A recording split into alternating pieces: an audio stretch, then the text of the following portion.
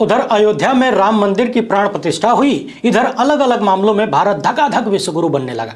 हिंदू धर्म के चारों शंकराचार्य आधे अधूरे मंदिर को लेकर सवाल उठाते रहे, लेकिन उद्घाटन तो हो गया। अब उसमें भगवान का वास है कि शैतान का, ये तो हमें नहीं पता। भगवान आए तो पूरी तरह आए कि आधे अधूरे आए, ये भी हमको नहीं पता। लेकिन हाँ, आज कई ऐसे मामले लेकर आया हूं जिनमें हम लोग दंदना के विश्वगुरु बन रहे हैं। एक के बाद एक सभी मामलों पर एकदम तगड़ी वाली चर्चा करने जा रहा हूं। एक सेकंड के लिए भी पलक मत झपकाइएगा, वरना 15 लाख हाथ से चला जाएगा। वैसे 15 लाख की बात आप लोग बहुत ध्यान से सुनते हैं। पिछले दिनों बहुत सारे लोग फोन करने लगे, व्हाट्सएप पर मैसेज करने लगे कि हमने पूरा वीडियो देखा था, 15 लाख दीजिए। और जिन लोगों ने दो बार आपका वोट लेकर मोटे मोटे पेट वाले सेठों का लगभग 15 लाख करोड़ रुपए माफ कर दिया, कर्जा माफ कर दिया, वहां फोन नहीं करते हैं। ये बहुत नाइंसाफी है। बहरहाल, राम मंदिर से जुड़ा हुआ भी एक मसला है, उसमें भी हम विश्वगुरु बन गए हैं। प्रधानमंत्री के परम मित्र गौतम अडानी के मामले में भी हम लोग एक बार फिर से विश्वगुरु बन गए हैं। मामला सुप्रीम कोर्ट का है। लोकतंत्र की खटिया खड़ी करने से लेकर विपक्ष का बिस्तरा गोल करने तक हमने विश्वगुरु बनने में एकदम झंडा गाड़ दिया है। वहीं तथाकथित रामराज्य से कुछ ऐसी खबरें सामने आई हैं जिन्हें सुनकर आप भी अपना कपार पीटने लग जाएंगे। वैसे पिछले दिनों मंदिर वाले कार्यक्रम में यूपी के मुख्यमंत्री ने लोगों को एक बार फिर से कंफ्यूज किया दिया। कैसे कंफ्यूज किया, थोड़ी देर में बात करेंगे। इसके साथ ही बात करेंगे कि कैसे पूर्व प्रधानमंत्री स्वर्गीय श्री अटल बिहारी वाजपेयी के सपनों को आज की भाजपा लेदर के बूटों के नीचे कुचल रही है। वीडियो काफी जबरदस्त होने वाली है, अभी बता देता हूं, पूरा देखिएगा। सबसे पहले रामराज्य की हकीकत आईने में निहार लीजिए और देखिए किस तरीके से जिस अटल बिहारी वाजपेयी ने बीजेपी को बीजेपी बनाया, एक वक्त में गुजरात के मुख्यमंत्री को राजधर्म का पाठ पढ़ाया। हालांकि उन्होंने कितना पढ़ा ये तो हमें नहीं पता, लेकिन अटल बिहारी वाजपेयी जी की ही महत्वाकांक्षी योजना, जिसके तहत वो मदरसों का आधुनिकीकरण करना चाहते थे और हजारों शिक्षकों को इसमें लगाया गया। आज ये शिक्षक 38 दिन से लखनऊ में धरना दे रहे हैं। जानते हैं क्यों? क्योंकि पिछले 6 साल से, सुन लीजिए, 6 साल से इनको पूरी तनख्वाह नहीं मिली, इनके काम का पैसा इनको नहीं मिला जितना मिलना चाहिए था। ये शिक्षक बेचारे यहां वहां घूम घूम कर आंसू बहा रहे हैं। राष्ट्रपति से लेकर प्रधानमंत्री और उत्तर प्रदेश के मुख्यमंत्री को पत्र लिख रहे हैं। न जाने कितने पत्र लिख दिए गए, पत्र हवा में उड़ गए, लेकिन रिजल्ट नील बटा सन्नाटा रहा। इनका कहना है कि हमारा परिवार भुखमरी के कगार पर पहुंच गया है। बच्चों का नाम स्कूल से काटकर बहरिया दिया गया है क्योंकि फीस नहीं दे पा रहे हैं। सरकार है कि सुन ही नहीं रही है। थोड़ा आप लोग सुन लीजिए। मैं सिकंदर बाबा मदरसा आधुनिक शिक्षक एकता समिति का प्रदेश अध्यक्ष 38 दिनों से निरंतर अनिश्चितकालीन सत्याग्रह आंदोलन पर बैठा हुआ हूँ। लखनऊ में धरना करते हैं, आते हैं, चले जाते हैं, आश्वासन मिलता है। हम लोग दिल्ली में धरना करते हैं, आते हैं, चले जाते हैं, हमको आश्वासन मिलता है। हमारे बच्चों की फीस नहीं जमा हो रही है, बच्चे तो स्कूलों से निकाल दिए जा रहे हैं और तमाम कर्जदार हैं, उनका पैसा नहीं अदा कर पा रहे हैं। इनका कहना है कि हम लखनऊ में धरना देते हैं, आश्वासन मिलता है, घर चले जाते हैं। फिर दिल्ली में धरना देते हैं, वहां भी आश्वासन मिलता है, घर चले जाते हैं। अब इनका कहना है कि हम आश्वासन लेकर घर नहीं जाएंगे, जो केंद्रांश बाकी है वो हमारा भुगतान किया जाए और इस योजना का संचालन उत्तर प्रदेश की सरकार करे। इनका कहना है कि जब से मोदी सरकार ने इनका पैसा देना रोका है, तब से सैकड़ों मदरसा शिक्षकों की अटैक से मौत हो चुकी है, घबराहट से, और जब से धरना दे रहे हैं तब से कई लोगों की मौत हो चुकी है। इनका कहना यह भी है कि कौन सा मजदूर होगा जिससे 6 साल काम करवाकर पैसा न दिया जाए। वैसे मनरेगा की मजदूरों की भी ऐसी शिकायतें आती रहती हैं कि उन्हें भी महीनों तक मजदूरी नहीं मिलती और अब तो काम भी बहुत कम मिल रहा है। वैसे भारतीय जनता पार्टी की डबल इंजन सरकारों की यह भी एक विशेष उपलब्धि है कि उन्होंने देश में शिक्षकों को मजदूर बना दिया है। एक बात और देखने वाली है, ये शिक्षक तो खुद को मजदूर ही कर रहे हैं और इनके नाम के आगे कम से कम शिक्षक तो लगा है। उत्तर प्रदेश के ही तमाम शिक्षक भर्तियों के सैकड़ों हजारों अभ्यर्थी राजधानी लखनऊ में आए दिन धरना प्रदर्शन करते हैं। कहीं धरना प्रदर्शन हफ्तों से तो कहीं महीनों से चल रहा है, लेकिन किसी के कानों में जूं नहीं रेंगती। कभी कभी जब ये अभ्यर्थी परेशान होकर सड़क पर उतरने की कोशिश करते हैं तो उत्तर प्रदेश की पुलिस मार लाठी हाथ पांव फुला देती है और इन्हें भगा देती है। हाल ही में लखनऊ से कुछ ऐसी तस्वीरें भी देखने को मिली जब अयोध्या के कार्यक्रम को लेकर पूरे लखनऊ में हजारों या लाखों की संख्या में पोस्टर, बैनर और कटआउट लगा दिए गए थे। यानी सरकार और सिस्टम के पास पैसा भर भर के है, पैसे की कोई कमी नहीं है, लेकिन पैसा उन जगहों पर खर्च होगा जहां पर कम खर्च में ज्यादा दिखावा किया जा सके, मूल मुद्दों से भटकाया जा सके। यह बात कितनी चिंताजनक है कि जो लोग अपनी सत्ता को रामराज्य का नाम देते हैं, उस सत्ता में शिक्षक से लेकर चिकित्सक तक भूखमरी के शिकार होने लगे हैं। दुनिया भर के देश जब हमारे प्रधानमंत्री के कार्यक्रमों को और उनमें हो रहे खर्चों को, फिजूल खर्चियों को देखते होंगे तो उन्हें क्या महसूस होता होगा? सोचते होंगे कि सच में भारत में समृद्धि आ गई है। प्रधानमंत्री इतना पैसा खर्च कर रहे हैं प्रचार में, इवेंट में, तो फिर जाहिर सी बात है वहां के लोगों की आम समस्याएं, आम जरूरतें पूरी हो गई होंगी। तभी तो आदमी अय्यासी करता है। जिसके परिवार में ज्यादातर लोग भूखमरी के शिकार हों, बेरोजगार हों, बीमार हो, परिवार का मुखिया क्या दिन भर में 5 कपड़े बदल सकता है? हजारों करोड़ के हवाई जहाज खरीद सकता है क्या? करोड़ों की कार खरीद सकता है क्या? और मंदिर का उद्घाटन जो अयोध्या में हो रहा था उसके लिए पूरे देश में न जाने कितने लाख करोड़ रुपए खर्च करके प्रचार कर सकता है क्या? पूरे सरकारी सिस्टम को उसमें झोंक सकता है क्या? जिन भी राज्यों में भाजपा की सरकारें हैं, खासकर उत्तर प्रदेश में, सरकारी अधिकारी आत्मा से रो रहे हैं, आत्मा से, जबान से नहीं रो पा रहे हैं, क्योंकि रोएं किसके सामने? रोएंगे तो गड़बड़ा जाएगा, वो भी नौकरियां चली जाएगी, बेरोजगार हो जाएंगे। और आत्मा से इसलिए रो रहे हैं क्योंकि उन्हें अपना मूल काम करने नहीं दिया जा रहा है, करने का टाइम नहीं है। उन्हें जनता का काम नहीं करने दिया जा रहा है, उन्हें अलग अलग कार्यों में आए दिन उलझा कर रखा जाता है, कभी फलनवा नेता, कभी ढिमकनवा नेता। उधर अयोध्या के प्रकाश में आने से ऐसा लग रहा है कि काशी में अंधेरा छा गया। जी हाँ, दैनिक भास्कर के इस रिपोर्ट को देखिए। बताया जा रहा है कि वाराणसी में 2700 से अधिक लाइटें खराब हो चुकी हैं और इनकी मरम्मत के लिए 2 करोड़ रुपए की आवश्यकता है। हाल ही में राम मंदिर वाले कार्यक्रम से पहले प्रधानमंत्री दक्षिण भारत के कई मंदिरों में गए, राज्यों में गए, लेकिन मुझे जहां तक याद है काशी नहीं गए,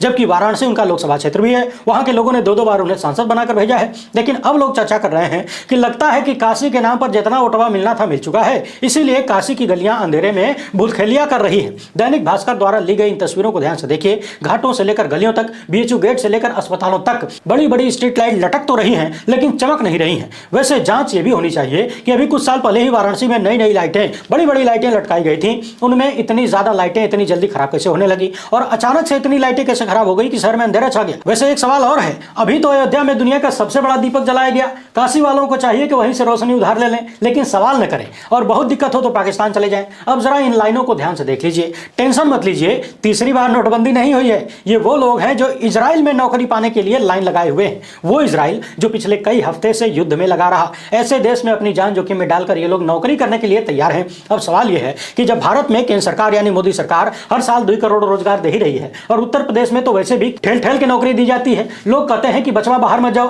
कहीं पकड़ के सरकार तुमको नौकरी न दे दे। उस राम राज्य वाले उत्तर प्रदेश और उस सुशासन वाले बिहार जैसे राज्यों से इतने सारे मजदूर इजराइल क्यों जाना चाहते हैं? बताया जा रहा है कि उत्तर प्रदेश की सरकार 10,000 मजदूरों को इजराइल भेजने जा रही है। अब सवाल यह है कि क्या भारत में रोजगार मिलना इतना मुश्किल हो गया है कि लोग अपनी जान की परवाह किए बिना इजराइल जाने को तैयार है? वैसे यदि आपका ताली बजाने का मन कर ही रहा है, बहुत जोर से कर रहा है, तो भक्तों के साथ बैठकर यह कह सकते हैं कि हमारे देश के ये देश प्रेमी मजदूर हैं जो प्रधानमंत्री की इजराइल से मित्रता निभाने के लिए जा रहे हैं, अपनी जान जोखिम में डालकर। हम राम राज्य की ही एक कहानी ये भी सुन लीजिए, इसके बाद आपको विश्व गुरु की तस्वीर दिखाएंगे। पत्रकार रणविजय सिंह लिखते हैं कि यूपी के मेरठ में बदमाशों ने एक कार लूटी। जब पुलिस को पता चला तो यूपी पुलिस के बहादुर दरोगा मुनेश कुमार अपनी टीम के साथ बदमाशों का पीछा करने लगे। बदमाशों ने गाड़ी रोकी और दरोगा के सीने में गोली दाग दी, फिर बदमाश चले गए। दरोगा मुनेश अस्पताल में भर्ती हैं। लेकिन खबरदार, किसी ने यदि उत्तर प्रदेश की कानून व्यवस्था पर सवाल उठाया, यूपी में कोई अपराधी नहीं है, सब दुनिया छोड़कर जा चुके हैं। किसी की गाड़ी पलट चुकी है तो कोई पुलिस की सुरक्षा में ठोक दिया गया है।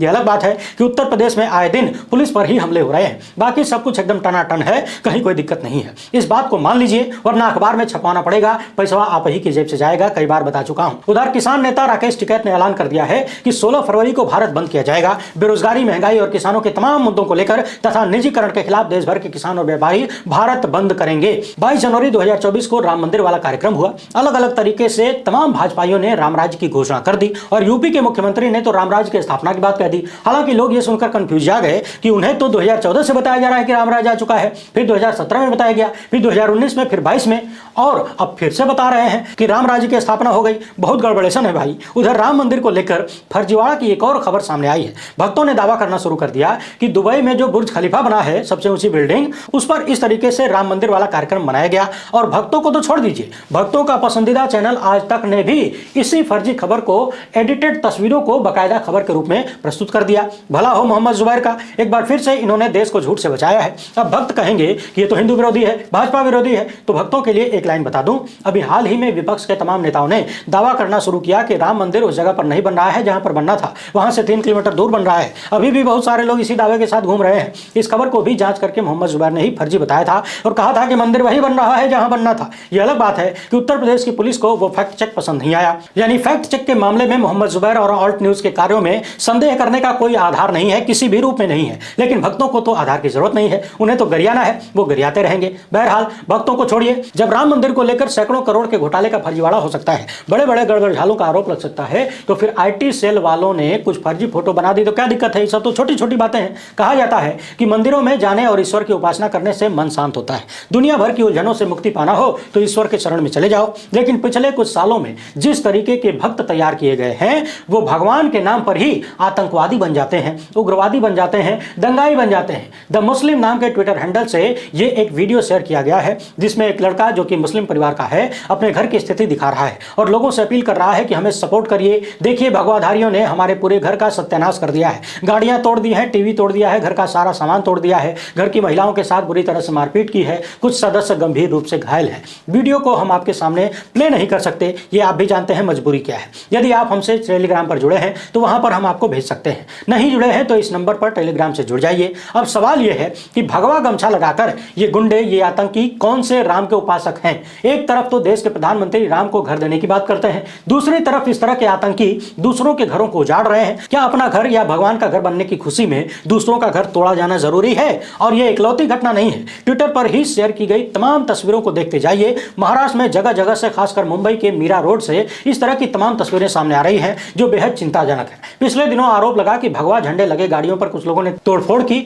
जुलूस वगैरह में कुछ गड़बड़ी करने का भी आरोप लगा। हालांकि इस तरह के मामलों में गड़बड़ी कैसे होती है, कौन करता है, ये आप सब जानते हैं। और इस तरह की घटनाएं होने के बाद खबरों को किस तरीके से प्लांट किया जाता है, किस तरीके से माहौल बनाया जाता है, नफरत तैयार की जाती है, ये आप सब जानते हैं। एक बहाना पैदा करके भन्न भन्न बुलडोजर निकाल लिया जाता है और एकाएक प्रशासन को कुछ विशेष लोगों का मकान अवैध नजर आने लगता है। ये आप सब जानते हैं, कुछ भी छुपा नहीं है। जबकि उसी प्रशासन को बीएचयू की छात्रा के साथ दुष्कर्म करने के मामले में बीजेपी आईटी सेल के 3 आरोपियों का कुछ भी अब तक अवैध नजर नहीं आया। और सड़कों पर जिस तरीके का उपद्रव भगवा गमछा डाले हुए लोग कर रहे हैं, झंडा लिए हुए लोग कर रहे हैं, दुकानदारों की दुकानों को गिराना, ठेले खोमचे वालों को पीटना, ऑटो वालों को पीटना, ये सब कुछ दिखा रहा है कि ये लोग राम को कितना जानते होंगे। और यदि जानते भी हैं, जानने के बाद ऐसी हिंसा, ऐसी नफरत फैला रहे हैं, तो फिर कहा ही क्या जा सकता है। वैसे हमने पहले ही कहा था, जिन राज्यों में बीजेपी की स्थिति ज्यादा कमजोर होगी वहां पर इस तरह की तस्वीरें बहुत ज्यादा देखने को मिलेंगी, जैसा कि महाराष्ट्र से सामने आ भी रहा है।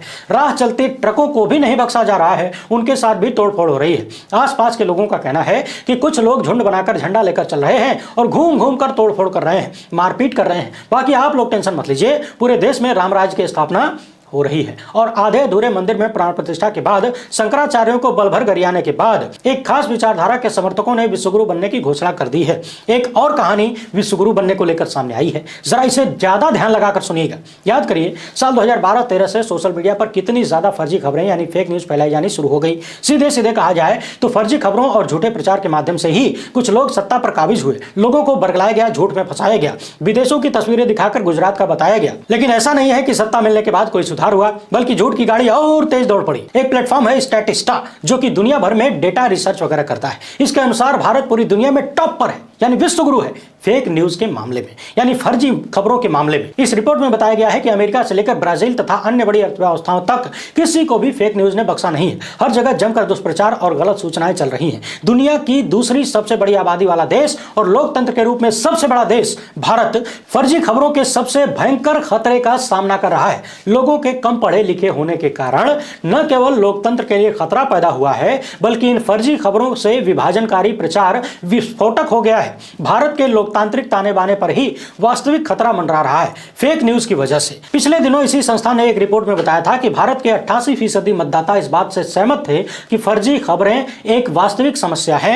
यह भी बताया गया कि भारत में टीवी से लेकर प्रिंट मीडिया और सोशल मीडिया समेत कई प्लेटफॉर्म है जहां पर खबरों को बिना सत्यापित किए परोस दिया जाता है। अभी थोड़ी देर पहले हमने आज तक वाला मामला आपको बताया है। अब हमारे जैसे छोटे मोटे प्लेटफॉर्म से कोई गलती हो जाए तो बात समझ में आती है। संसाधनों की कमी है, लोगों की कमी है, और कमी क्या है, कह लीजिए कुछ है ही नहीं। लेकिन आज तक जो भारत का सबसे बड़ा चैनल कहा जाता है, खुद को सबसे आगे बताता है, वो अगर फर्जी खबरें फैला रहा है तो इसका मतलब है कि दाल में काला नहीं बल्कि पूरी दलिया काली है। इस अध्ययन में यह भी बताया गया है कि भारत में व्हाट्सएप पर भी दुनिया की तुलना में बहुत ज्यादा मैसेज भेजा जाता है। व्हाट्सएप यूनिवर्सिटी और लोग रिश्तेदारों द्वारा भेजी गई फर्जी खबरों पर आंख मूंद कर भरोसा कर लेते हैं। और भारत में बहुत सारे लोगों को खबरों की जांच करने वाले संगठनों के बारे में पता भी नहीं है। वैसे आप लोग जानते रहिए, ऑल्ट न्यूज यही काम करता है, जिनके बारे में हम अक्सर आपको बताते रहते हैं। इस पोर्टल पर अक्सर जाकर देखा करिए, बहुत सारी चीजों की सच्चाई आपको पता चलती रहेगी। इस रिपोर्ट में यह भी सवाल पूछा गया है कि भारत में इतनी सारी फर्जी खबरें और अफवाहें कैसे चल रही हैं, कैसे इन पर कोई कंट्रोल नहीं हो रहा है? क्या यह सरकार ही है जो जानबूझकर ये सब कुछ करने दे रही है या करवा रही है?